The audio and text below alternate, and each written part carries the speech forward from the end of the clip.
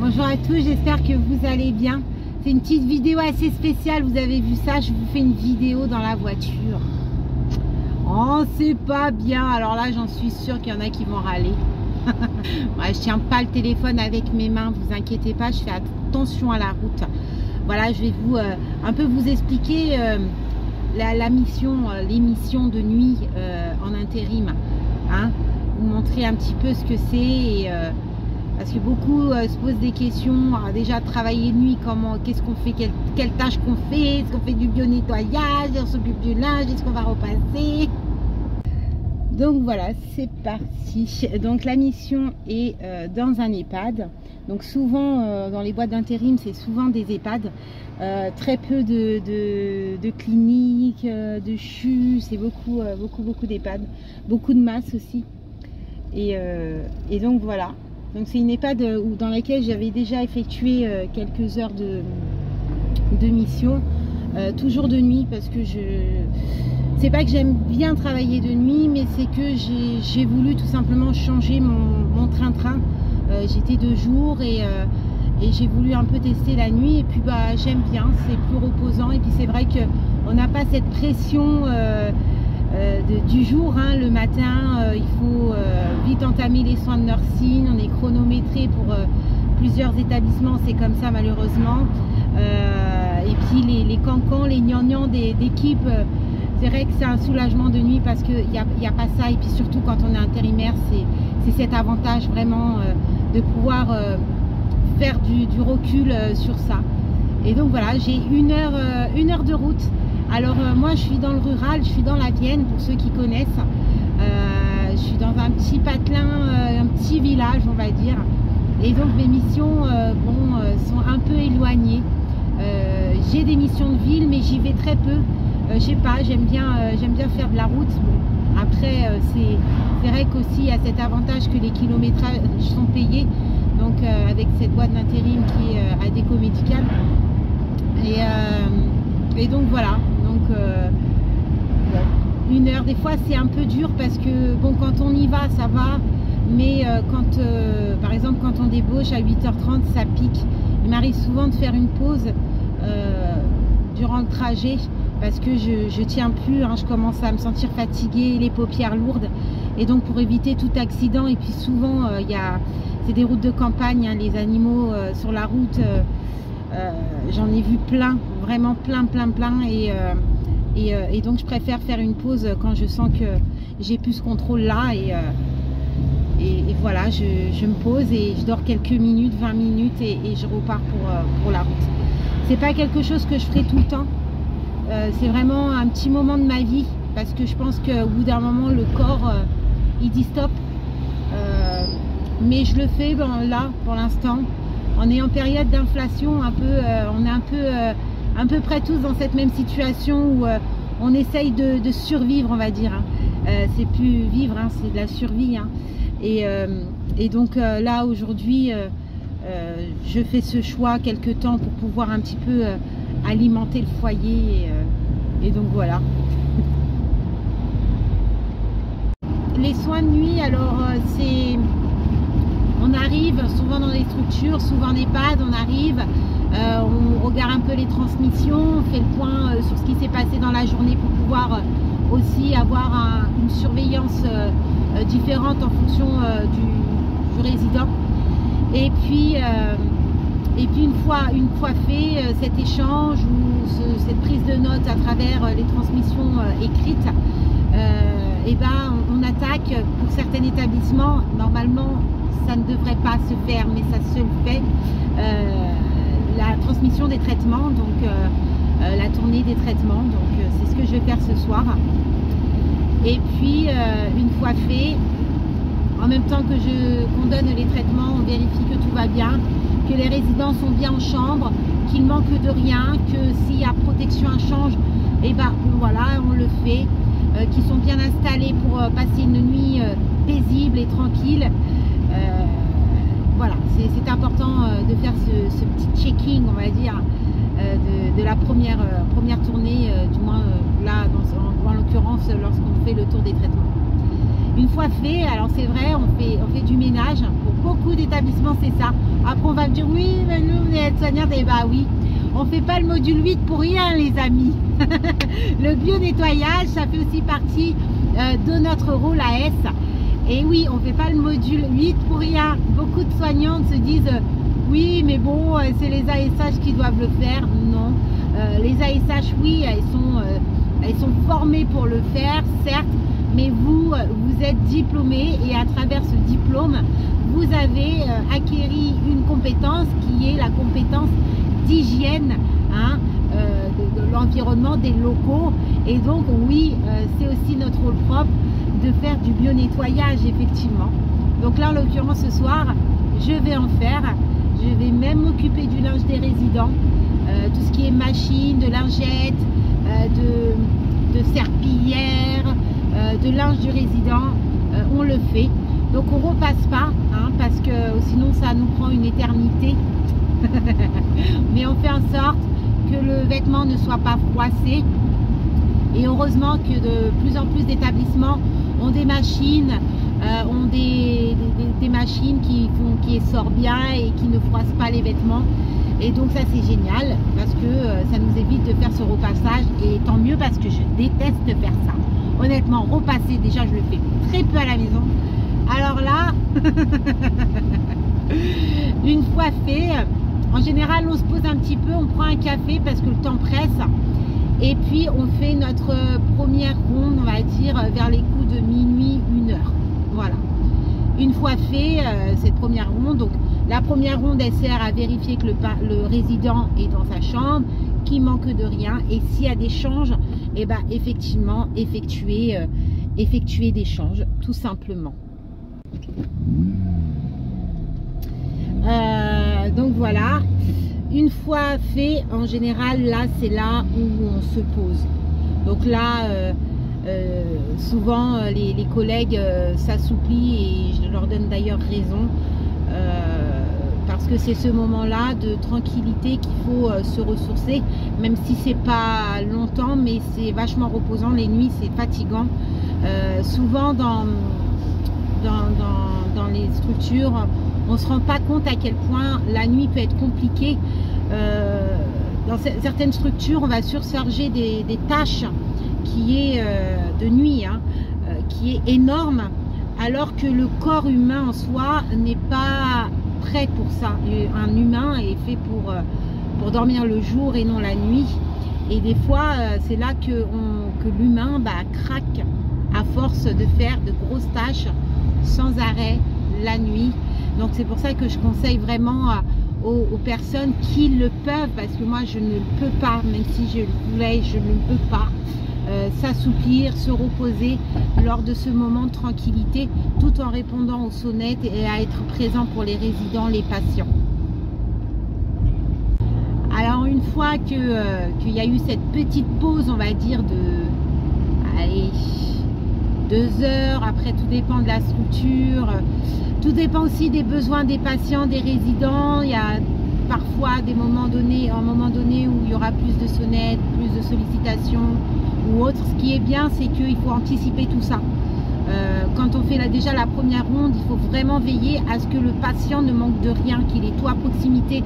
S'il a par exemple un urinal qui doit mettre à proximité, le mettre à proximité. Enfin voilà, plein de petits détails qui vont éviter justement que le patient ou le résident va sonner ou va pas sonner, il va être dans le besoin toute la nuit, parce qu'il va se dire c'est la nuit, j'ai pas trop envie d'embêter mon monde, et là c'est un peu compliqué. Donc voilà, la deuxième ronde elle se fait vers les alentours, là en l'occurrence de 4h30, 5h. Moi j'aime bien commencer à 4h30. Du fait que je sois intérimaire, surtout quand je ne sais pas, je préfère toujours commencer un peu plus tôt. Voilà. Après, si la personne qui est avec moi, qui connaît, ça fait longtemps, elle dit écoute Héloïse, 5h c'est largement suffisant, tout ça, je vais la suivre bien évidemment. Mais si je tourne par exemple avec une intérimaire et tout, on essaye de voir ensemble comment on va procéder, étant donné qu'on arrive dans l'inconnu toutes les deux, ou tous les deux, parce que ça peut être aussi un homme, et donc il faut prise en soin est complètement différente quand on ne connaît pas les résidents. Donc voilà. Donc on commence vers 4h30, 5h, le deuxième change, et là en général il y a beaucoup de changes à faire parce que bon, la première ronde en général on n'a pas grand monde à changer, du fait qu'ils ont été changés très récemment, les changes sont pas souliers, mais la deuxième ronde vers la fin, oui effectivement il y a beaucoup de changes, donc beaucoup de temps à prendre, voilà, on vérifie. Alors moi il m'est arrivé de faire des douches à 4h30 parce que les établissements l'exigeaient par rapport à un manque d'effectifs. Ça, vous pouvez tomber sur des missions comme ça, des établissements qui font des douches très tôt le matin. Je suis pas du tout pour ça, mais vraiment pas. Et effectivement, j'ai refusé, je l'ai pas fait. Voilà, on peut bien comprendre que si la personne est réveillée, bon, je vais parler avec, je vais lui proposer, voilà. Mais par contre, je vais pas maltraiter le résident en le réveillant, lui dire bah écoutez, il est 4h30, il est temps de faire la douche. Pas chez moi, avec le sale caractère que j'ai, ça ne passe pas. Après, je peux comprendre qu'il y a un manque de personnel. Je peux comprendre que dans certains établissements, c'est très compliqué. Que les filles du matin, ça leur fait beaucoup de boulot, ça je peux le comprendre. Mais si on commence par y adapter les soins en fonction de l'effectif, on n'est pas obligé d'établir des soins de 8h jusqu'à midi. On peut les élargir quand il y a un manque d'effectifs. Pourquoi pas faire des toilettes l'après-midi? Enfin, des fois, ça m'arrive de faire la grasse matinée et de faire ma toilette l'après-midi quand je suis capoute. Enfin, ça ne veut pas dire que je suis crade, ça veut dire que j'aime prendre mon temps et que voilà. Donc, au lieu de réveiller les gens à 4h30 du matin, pourquoi pas adapter le soin en fonction, quoi. Enfin, moi, c'est ma pensée, mais on ne pense pas tous pareil. On m'a posé une question sur, comment dire, les boîtes d'intérim. Alors, je ne connais pas tous, mais bon, c'est important. Enfin, je me dis que c'est intéressant de répondre à cette question là maintenant, du coup, puisque je fais une vidéo sur ma mission de nuit. Donc, on m'avait posé la question, est-ce que c'était possible de faire un crédit lorsqu'on est dans une boîte d'intérim? Alors, je vais vous expliquer. Alors, pour faire un crédit, que ce soit un crédit immobilier, il faut avoir un CDI. On est d'accord. Ça, les banques, c'est comme ça. La chance qu'on a aujourd'hui, c'est que le monde soignant, il y a du travail et le chômage, c'est très rare. Donc déjà, ça fait un bon point sur votre demande de crédit. Concernant les boîtes d'intérim, moi je sais que Adéco Médical, ils proposent des CDI. C'est spécial, hein. J'ai pas tout compris le business, mais je sais qu'ils proposent des CDI de 35 heures. Donc si j'ai bien compris, pour 35 heures c'est 1 400 €, hein, c'est quelque chose comme ça. Vous faites des missions, ils vous proposent des missions, vous choisissez vos missions comme si vous étiez, voilà, vous êtes intérimaire. Vous avez vos frais de déplacement, vous avez